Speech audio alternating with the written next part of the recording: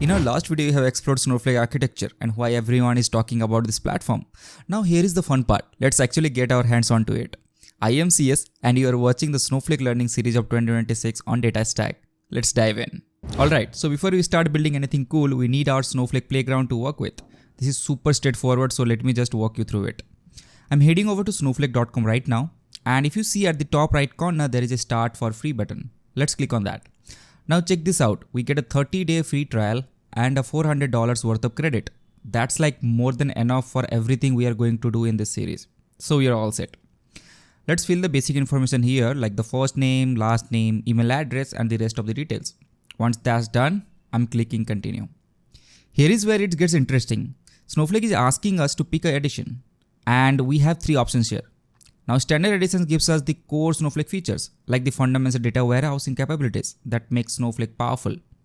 And there is enterprise edition. This adds things like multi-cluster warehouses which help with the performance when you have multiple teams working simultaneously, plus some advanced security and governance features. Now the third is business critical edition. This includes everything from enterprise plus enhanced security protocols, customer managed encryption keys and compliance certification that big enterprise needs. Since we want to explore everything Snowflake has to offer without hitting any feature limitation during this series, I'm going with business critical.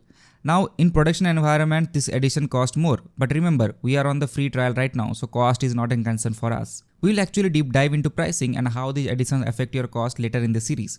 Now next up we have the cloud provider. For our learning purpose, I am selecting Amazon AWS.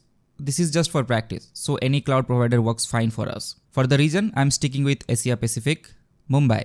Now quick note here, if you're setting this up for real production project, you would want to think carefully about few things. Like which cloud provider are you already using in your organization? Where is your data actually located? Where are most of your users located? These factors matters for performance and cost in production. But for learning and practicing, whatever we have chose as of now, it works fine. Now I'm clicking get started now.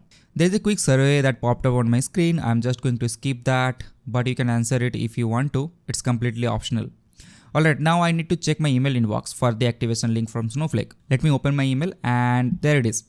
I'm clicking on the activate account button. One thing to keep in mind, this activation link expires in 72 hours. So make sure you complete this step within 3 days of signing up. Now I'm setting up my username and password. Let's pick up something that we'll remember easily. Once that's done, I'm clicking get started. And we are in. Your screen might look a slightly different from what I'm showing here. And that's completely normal, because Snowflake updates their interface pretty regularly, so don't worry if things look a bit different. I'm seeing some welcome screen and setup wizard here. I'm going to click skip for now, because we are going to explore everything together in the upcoming videos anyway. I'm going to change the appearance to light mode for these videos so everything is clear and easy to see, but honestly pick whatever is easier for your eyes.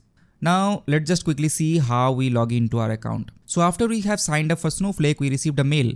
This one activates your Snowflake account. So here is the mail. So once we activate our account, which we already did, we can access this account through this dedicated URL. This particular link includes your account identifier before this dot here.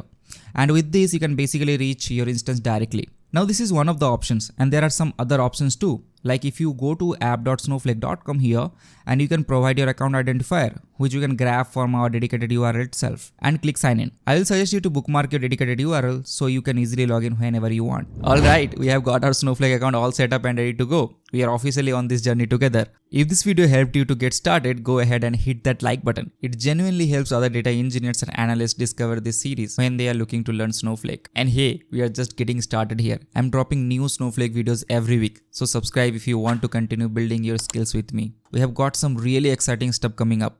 Thanks for being here with me today. I'll catch you in the next video where we can start playing around inside the Snowflake. Until then, keep learning.